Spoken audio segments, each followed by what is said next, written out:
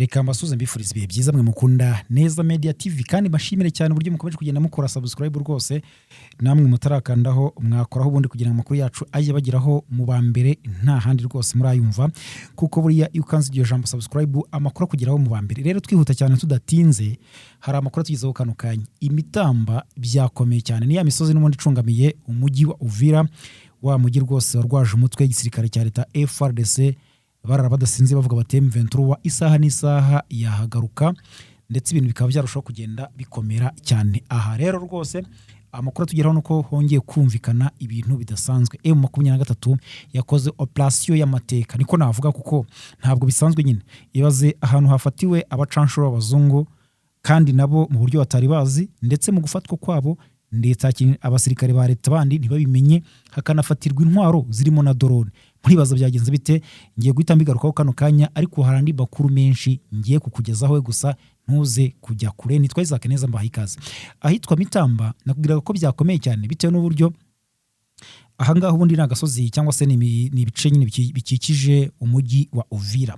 Aha leta ya Kinshasa cyangwa se igisirikare cyayo na coalition yacyo ko yakabaye, no kuvuga abarimo Wazalendo, abarimo FARDC, abarimo FDLR, abarimo FDN Burundi, igisirikare cy'u Burundi birumvikana, ndetse ubu muri iyi minsi haranavugwamo P5 ya Kayumba Nyamwasa. Abo baragiye bamera nkaho bazengurutse umujyi wa Uvira kugira ngo M23 niramuka ikomye mu gushaka kuba yawusubiramo cyangwa se bagarukemo babe barakoze igisa n'urukuta.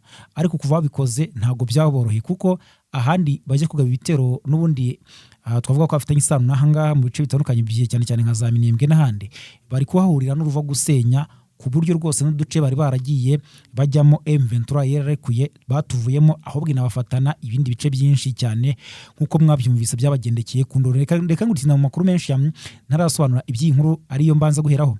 Rero ahitwa Imitamba na abacanshuro hari harashyizwe abacanshuro, amakuru tugera avuga ko harashyizwe abacanshuro 7 bagomba gufatanya na coalition cyangwa se igisirikare cya leta FARDC n'abandi bafatanya barimo nyine n'abarundi hariya Mitamba, bakahakora ibirindiro bikomeye cyane byatuma M23 ititira cyangwa se itinya kuba yahegera. Rero baje kuhagera niho bari nyine bari kumwe n'ingabo za leta ya Kongo. Aho rero bahakoze ibirindiro twavuga ko ari nk'ibirindiro nka 3 gutyo bitegeranye neza. Ahari rero hari abacanshuro 7 ndetse n'izindi ngabo nkeya za FARDC. M23 M23 yabatunguye ibageraho mu buryo wavuga ko nabo batari ibiteguye. Imaze kubageraho rero muti byagenze bite? Yabagezeho ubundi icyabaye nta kindi, irabagota. Noneho aho byabereye urujijo cyangwa se urusobe, M23 yambaye FARDC, igisirikare cya uniforme cyangwa se imyenda y'igisirikare cya leta ya Kongo FARDC, ku buryo bagiraga ngo ni bagenzi babo. Irinda yinjira mu birindiro isanga abo bacanshuro rwose bameze nk'aho bari kubaha ikaze M23, ariko uko agendaga ibasatira niko babonaga yuko ibintu bitoroshye, batangira kwikeka cyangwa se gukeka yuko ari 23, batangira gukwirwa imishwaro ariko yamaze kugira gute kubera nkaho ibageraho. Abazungu abo bacanshuro nyine bakwiye imishwaro, umwe ajya mu majyepfo undi burengerazuba undi mu burasirazuba gutyo, ntawahunganaga n'undi. M23 isicakiramo abagera kuri 2. Imaze kubacakira rero abo yabasubije inyuma, iragenda ibageza aho Mitamba cyangwa se bafite icyo twakita nk'ikigo cya gisirikare niko twavuga ariko gito cyangwa se nyine position. Imaze kuhabageza aravuga ati mutwereke buri kimwe kirimo hano. Ubwo abandi ba FARDC bari birukanze bahavuye bakwiye imishwaro bari kurwana kinyuma ariko bagerageza kurasa kuri 23. Noneho ubwo M23 ibwira abo bacanshuro iti mwe mutwereke buri kimwe kiri hano. M23 nakubwiza ukuri ingwe hakuye drone zitari munsi y'ebyiri zazo ndi FARDC kwifashisha muri iyi minsi. Ubwo nyine ni hashikane kuko nizo mbona iri gukoresha cyane, ariko ina bavuga ko inakoresha kamikaze, nubwo izo kamikaze kenshi bavuga ko zikoreshwa na M23 kimwe n'izitwa RTB2. Imaze kuzibafatana ifata n'izindi ntwaro z'imbunda zisanzwe nyine harimo izirasa mu ntera ndende n'izirasa mu ntera ntoya, ku buryo yakuye stoke y'intwaro. Amakuru rero agaragaza ko abo bacanshuro M23 n'ubu yaba ikibabitse, niyo makuru ari kugaragara, ariko kandi ntabwo hari kugaragazwa niba M23 hari abo yaba yahatsinze cyangwa se abiciwe muri operation yakoze. Rero icyafashe M23 kwisanga ahangaha cyangwa se kubafata mu buryo buboroheye cyane ni uburyo bari bisanishije n'igisirikare cya leta, bambara impuzankano zacyo. M23 rwose abenshi bavuga ko muri operation ikora umunsi ku munsi igenda izanamo agashya, itambaye impuzankano zisa n'igisirikare cya leta, iragenda igakora ibishoboka byose, ikigira abasivile, yamara kubageraho igatambara iniforme n'ibindi bitandukanye byinshi yagiye ikora ku buryo abangaba bacanganyikirwa bakabura uko ibintu bibagendekeye.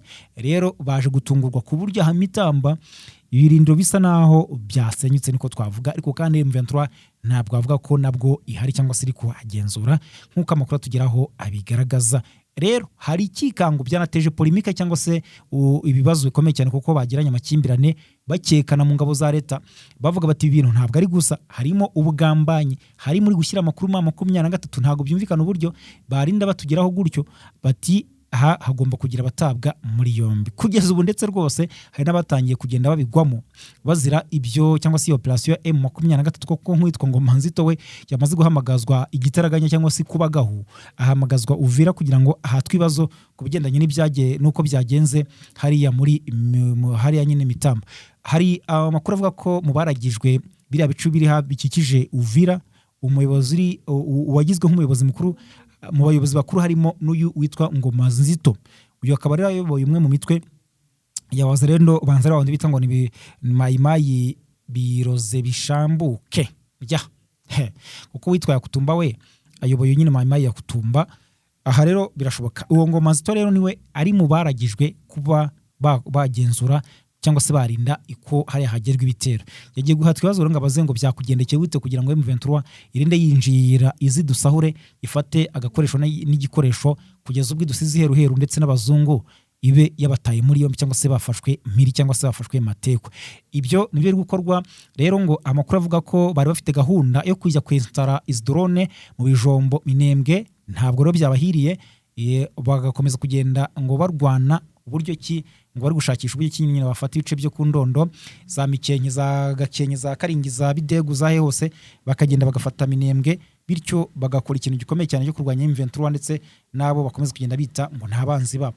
Aha rero M23 ikikango kiri kuza ku ngabo za leta, impamvu nyamukuru kuko no mu bihe byashize nabwo hagabwa igitero gikomeye mu masaha y'ijoro, babura uko bibagendekeye, abasirikare barenga 10 bahasiga umutwe, bagiye kwikangura basanga babuza abantu, bibaza ngo byagenze gute, nabwo bakeka ko ari M23 yakoreyeho operation aho ngo rwose Murongwe mu mujyi rwagati muri Uvira, kandi ari umujyi ugenzurwa n'ingabo za leta. Ane mpamvu nyine bitana ba mwana bavuga bati abakora uburinzi barimo abagambanyi, ntabwo ugasanga harabi inama za hato na hato zo kugira ngo barebe bashakishe icyakorwa, bityo barebe ko bakikiza cyangwa se bakirinda ma 23 ikomeje kubabuza epfo na ruguru. Reka tujye no muri aya makuru. Hari andi makuru avuga ko Maître Moise Nyarugabo, uyu ngarazwi rwose n'umunyamurenge uri mu bahirimbana kugira ngo nibura abanyamurenge bahabwa uburenganzira bwabo, bakomeze bareke gukomeza kwicwa, ibitungo yabo, ibikorwa remezo babona uburenganzira kimwe n'abandi banyekongo bene wabo, aho gukomeza kugenda bicwa umunsi ku munsi. Ibyo ndetse banavuga ko ari genocide biri kugenda itegurwa kandi ko rwose ibingibi amahanga kwiye kubibona. Uyu rero Moise Nyarugabo ari ku ruhembe rw'imbere ndetse rwose yigeze no kujya mu nzego za leta nkuko abakurikirana politiki y'aka karere babizi. Rero mu gihe rwose hari ibintu bikomeje kugenda bizamba, amagambo ya Moise Nyarugabo yerekeza kuri François Nzanga Mobutu yateje impaka ndende mu ruhando rwa politiki. Mutigute na amagambo agaragaza impaka zishingiye ku by'ingenzi bireba imiterere y'igihugu cya Kongo, amateka yacyo nuko ibibazo gifite byakemurwa mu buryo burambye aho kugira ngo bakomeze gukoresha imbunda gusa. Rero mu butumwa bwe Nyarugabo yagaragaje ko hari ukwibeshya gukomeye gukomeje gukwirakwizwa aho bamwe bashaka kugaragaza abatutsi nk'abanyamahanga muri Kongo. Yibukije ko nubwo ubutegetsi bwa Mobutu Sese Seko ku Ngwendo Azabanga bufite inenge nyinshi, bwari bufite nibura ubushishozi bwo gusobanukirwa imiterere y'amoko agize Kongo. Ashimangira ko abatutsi kimwe n'andi moko nk'abahema bamaze igihe kinini ari abaturage b'iki gihugu, kandi ko kubihakana ari kosa rikomeye rya politiki rishobora guteza ingaruka zikomeye mu bumwe bw'igihugu. rero mu gihe rwose ibiganiro bikomeje abanyekongo batuye mu mahanga bagaragaje impungenge zikomeye aho habaye imyigaragambyo mu bihugu bitandukanye muri iyi minsi mwagiye mubyumva i Nairobi muri Kenya ndetse no muri Leta Zunze Ubumwe za Amerika.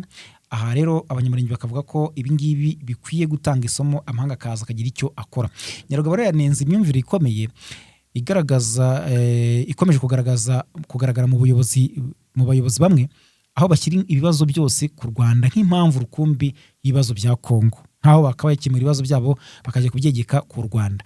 Avuga ko ari uburyo bwo guhunga inshingano kuko bibuza igihugu kwisuzuma no gushaka ibisubizo biturutse imbere mu gihugu. Yibutsa ko ibibazo byinshi bya Kongo bifite imizi imbere mu gihugu birimo ivangura rishingiye ku moko, kutemera bamwe nk'abaturage b'ukuri ndetse no kudaha bose uburenganzira bungana. Rero ibyo Moise Nyarugabo bavuze ko mu butumwa bwe rwose abusoza yagaragaje ko igikenewe atari ugushinja abandi hashingiwe ku isura yabo, ahubwo ari ukwemera ukuri no gufata inshingano. Abayobozi ba Kongo bagasabwa kuzamura urwego rw'imitekerereze bakareka kureba inyungu zabo cyangwa se zako kanya, bagashyira imbere ubumwe bw'igihugu. Amakuru agaragaza ko aho hitwa za Karingi n'ubundi hakomeje kumvikana amasasu, kuko no mu masaha 3 ashize hongeye kumvikana ibisasu bituruka mu ruhande FARDC cyangwa se igisirikare cya leta na koalisiyo yacyo barimo abarundi, abarimo Wazalendo FDLR ndetse na P5 Kayumba Nyamwasa na Jalike Habyarimana. M23 nayo iri kubarasira mu ntera ndende, ariko ahangaha ho na mirwano ikomeye ihavugwa ndetse nta nabahaguye bavugwa muri iyi mirwano. Ubundi mirwano iheruka niyo ku munsi w'ejo bundi, ndetse nayo yabereye aho ngaho Poezero, ndetse bikanavuga ko haguye ingabo nyinshi cyangwa se abo muri koalisiyo ya FARDC. Indi kavugwa Imasisi mu bice bitandukanye cyane cyane aho bita Mitimingi, cyangwa se nyine urumva ugenekereje bavuga ko ahantu bitiriye ko haba ibiti byinshi muri rusange nuko ari ururimi rw'igiswahili baba bakoresheje. Aho rero muri Masisi rwose baravuga ko aho ngaho nakomeje kugenda humvikana imirwano ituruka kuri Wazalendo na FDLR, ibitero biri kugabwa niyo mitwe. Hanyuma M23 nayo kavuga iti ntabwo wakerensa bino bitero kuko bishobora kuzamo izindi mbaraga, kuko si rimwe cyangwa se kabiri gatatu M23 itangaza iti twagiye tubona ibitero bitangizwa na Wazalendo na FDLR tugakeka yuko ari ubujura bwo kujya gutera no kwiba abaturage gusa, ariko kandi bikaza kuvamo igitero gikomeye cyane, hakaza kuzamo ramforo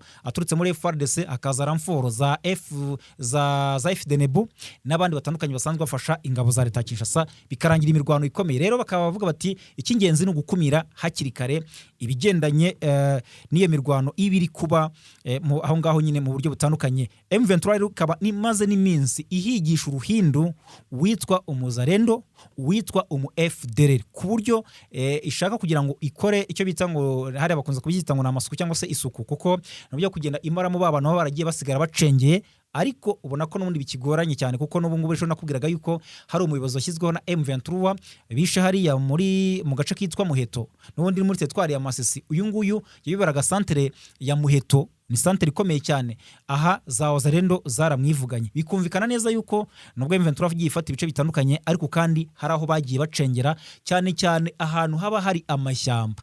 Ninkubwira ngo ubundi muri Repubulika Demokarasi ya Kongo hari igihe bakubwira ngo FDLR cyangwa se Wazalendo bacengeye ahantu, ukumva yuko byoroshye, ukibaza uti se kuki wenda batabarwanya ngo bakuremo bigenda bite, ariko hari amashyamba aba ari manini cyane. Kuko nka parike ya Virunga ni parike nini cyane rwose ku buryo ushobora kuyigenda ukarambirwa cyangwa se ukamara iminsi ugenda mu ishyamba ry'inzitane, kandi aho rero baragenda bagacengera ku buryo kugira ngo umuntu azabageraho bigorana cyane. ari nayo mpamvu usanga nyine kugira ngo bashiremo biba bigoye.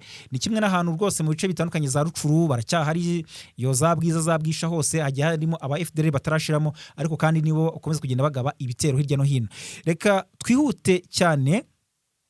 twihute rwose mu makuru ari kuvugwa n'ubundi tutarava mu burasirazuba muri Repubulika Demokarasi ya Kongo, kuko naho hakomeje kugenda humvikana amakuru agiye atandukanye yandi nza kugarukaho. Tubanze tugaruke kuri iyi nkuru iri kuvugwa ku rubanza rw'umugabo witwa Fremo Yav ni urukiko rukuru rwa gisirikare rero rwatesheje agaciro icyifuzo cya CNC cyo kongera igihe ku iperereza kuri telefone za Lieutenant General Firimo Yavu Irungu. Uyu nguyu bamushinja ngo gukorana ngo na leta y'u Rwanda mu bigendanye no kuba ngagambanira igisirikare cya leta ngo mu gukorana na M23. Rero urwego rw'igihugu rushinzwe umutekano mu by'ikoranabuhanga Conseil National de Cyberdéfense CNC rwitabye urukiko rukuru rwa gisirikare ikinshasa rusobanura impamvu rutatanga telefone za Lieutenant General Firimo Yavu Irungu. Bagaragaje ko izo telefone zirimo uburyo bukomeye bwo kurinda amakuru, bigatuma ngo bisaba igihe kirekire n'ubushakashatsi bwimbitse kugira ngo haboneke amakuru arambuye. Kubw'iyo mpamvu rero basabye urukiko kuyongerera igihe kugira ngo bakomeza gusesengura izo telefone n'ibindi bikoresho bifitanye isano nazo. Ariko hano bavugamo ko batizeye neza ko harimo ivyo bimenyetso, bityo bikaba bitizewe ivyo batangaza. Gusa urukiko ntabwo ntirwemeye ubu busabe. Impamvu rutabyemeye ni iyi: rwavuze ko bwatanzwe mu buryo budasobanutse kandi budafite ibisobanuro bihagije. Mu mwanzuro warwo rero bategetse ko izo telefone zisubizwa aho zakuwe, bagaragaza ko nta mpamvu ifatika yatanzwe yatuma urubanza rudindira. Urukiko rero rwemeje ko iburanisha rizakomeza ku itariki 5 z'ukwezi kwa 5 2026, umunsi uzatangirwaho ibisobanuro by'uregwa ndetse n'uruhande rumwunganira. Lieutenant General Firimo Yavu Irungu yahoze ayobora zone ya 3 y'igisirikare cya leta ya Congo FARDC, ubundi bamukurikirana icyaha gikomeye ngo cyo kugambanira igihugu cyangwa se bizwi nka trahison. Afungiwe rero muri gereza y'Kinshasa kuva mu kwezi kwa 9 2022 mu gihe iperereza ku byaha ashinjwa rikomeje. Nguko uko ibintu biteye. Andi makuru ntabura kukubwira nuko kugeza ubu ngubu rwose mu gihugu cy'u Burundi ibintu bikomeje kugenda bizamo ibibazo bikomeye kuri Perezida Ndayishimiye. Bamwe bavuga bati politike ye aho bigeze uyu munsi iri kuzamo byinshi. Bamwe bakabihuza no kuba uwitwa General Ali Guillaume Bunyoni wahoze ari minisitiri w'intebe mu gihugu cy'u Burundi, ndetse akaba ari n'umuntu ukomeye cyane avuga rikijyana, akaba n'umugwizatunga cyangwa se umuntu ufite amafaranga menshi. Kuva afunguwe batangiye kugenda bavuga bati Ndayishimiye akiwe karashobotse, karashobotse. Ati uyu General Ali Guillaume Bunyoni agiye gutangira kurana n'abandi bafite imbaraga, bityo barindi muri Ndayishimiye, ndetse banatega imitego Ndayishimiye mu bintu bitandukanye ku buryo azajya agenda yinyuranyuramo mu byo akora byose, igisirikare gihungabane, byose bigende bidindira ku buryo hazaboneka imbaraga zatuma arimburwa. Ariko ibyo nibivugwa ku mihanda ya politike. Aha rero ntago ari byo nshaka kujyamo cyane. Aha hari amakuru avuga ko Perezida w'u Burundi akaba n'umugaba mukuru w'ikirenga w'ingabo z'iki gihugu FDNB Ndayishimiye rero yahinduye umuyobozi ushinzwe ibikoresho bya gisirikare nyuma y'inkongi y'umuriro yafashe ububiko bw'ibisasu i Bujumbura hari mu kwezi gushize. Rero ahangaha rwose kuko ni iturika ry'ibisasu ryateje impagarara. Aha rero amakuru avuga ko Ndayishimiye yagize Colonel Thierry Kabula, umuyobozi ushinzwe ibikoresho mu ngabo z'u Burundi, akaba ari nawe ujya areberera ububiko bw'intwaro mu bigo birimo kabaze bitandukanye habikwa intwaro. Impamvu rero benshi bari kuvuga bati impamvu Ndayishimiye bihinduye nuko atize neza ibyakozwe ko bitabayemo ubugambanyi. Yanahinduye rero abayobozi mu byiciro bitandukanye by'igisirikare, aho yagize Brigadier General Desire Manirakiza, umuyobozi wa division ya 2 y'ingabo zirwanira mu butaka, agira Colonel Jean Pierre Mbonyizeye, umuyobozi wa division ya 4. Division ya 4 ihuza ibice byo mu majyepfo y'u Burundi birimo Bururi, Makamba, Rumonge na Rutana. Ya 2 igahuza ibice byo hagati no mu burasirazuba bw'igihugu birimo Gitega, Ruyigi, Karusi, Cankuzo na Mwaro. Izo ni intara. Nkayo nguko rero umva ko ibintu dukomeje kugenda bidogera mu gihugu cy'u Burundi. Andi makuru akavuga ko Ndayishimiye rero kugeza ubu ngo yatangaje yuko ibintu bigendanye n'amatora ari bimwe cyangwa se ngo ari ibyibanze mu guhombya igihugu ndetse no gutuma umutungo w'igihugu uhatikirira cyane. Ngo amatora ukurikije amafaranga agenda ku bakarani bibarura, ku bigendanye n'abatoresha, ku bigendanye n'indorerezi, ku bigendanye n'ibikoresho, imyambaro byinshi cyane, ngo ibi ngibi bitwara amafaranga mu matora. Agatangaza ko rero ibi ngibi bikwiye kwigwaho hakarebwa ikindi cyakorwa. Harimo n'abatangiye kumva batangiye kumujora bavuga bati Ndayishimiye nta kindi ashaka. Ubwo yabonye yuko yashatse kugira ibyo ahindura bitandukanye muri CNDD-FDD bikamwangira bitewe n'ibikomerezwa birimo nka bitandukanye bikomeye, harimo ndetse n'umunyamabanga mukuru ndetse n'abandi batandukanye, ati yabonye ko bitamworohera ashakisha uburyo ki amatora ahubwo yagenda avanwaho, ariko ibyo nibyo nabyo ntibivugwa, ati ku buryo aramutse avuyeho byamworohera kujya ku butegetsi nanone mu yindi manda itegerejwe vuba aha ngaha rwose, kuko nta n'igihe kinini kiri imbere kugira ngo amatora abe yaba mu gihugu cy'u Burundi. Aho rero benshi iyi ngingo bayigarutseho batanga ibitekerezo bitandukanye, bavuga bati ntabwo byumvikana uburyo umukuru w'igihugu atangaza ko amatora adakenewe ndetse ngo atwara amafaranga cyangwa se ahombya igihugu, kuko nta gihugu gifite demokarasi cyangwa se igihugu kigenga gikwiye kubaho kidafite icyitwa amatora. Reka nsoreze kuri aya ngaya rero. Perezida wa Leta Zunze Ubumwe za Amerika Donald Trump yahaye Iran iminsi iri hagati y'3 n'5 nibitaba kugira ngo ibe yamaze kugera ku mwanzuro uhamye izashyikiriza Washington mbere y'uko agahenge karangira. Nitabikora igahura n'akaga gakomeye cyane. Ibinyamakuru bitandukanye byo muri Amerika biravuga ko yiteguye gutanga indi minsi 3 kugeza kuri 5 y'agahenge no gutegura neza icyo igomba gukora. Niba yumvikana na Amerika ku ngingo zigomba gutuma intambara ihagarara, cyangwa se igahitamo niba urugamba rusubukura bundi bushya igahura n'akaga ndetse n'umuriro w'amasasu cyangwa se w'ibitero bya Amerika na Israel. Rero Amerika ifite impungenge bitewe n'imiyoborere ya Irani, bivuga ko isesagura ryakozwe na Amerika yasanze urwego rw'igisirikare rwa Iran, Islamic Revolutionary Guard Corps, hamwe n'abanyapolitiki b'iki gihugu batumva kimwe uburyo iyi ntambara igomba kujya ku iherezo.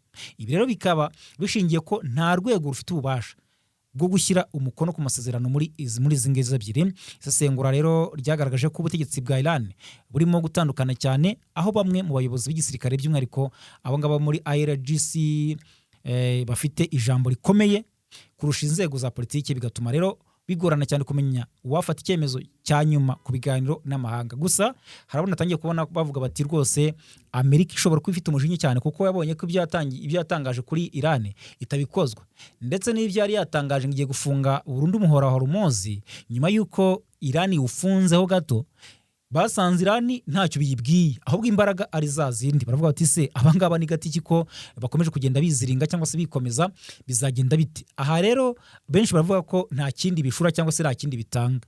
Intambara mu minsi iri imbere turabona ko iri buze kurushaho gukomera cyane, ku buryo rwose isi ikomeza kugenda ibihomberamo. Mukomeze kugira ibihe byiza. Amakuru agezweho rwose ni mu kanya gato ayandi atandukanye ndetse n'ubusesenguzi butandukanye. Mukomeze kugira ibihe byiza.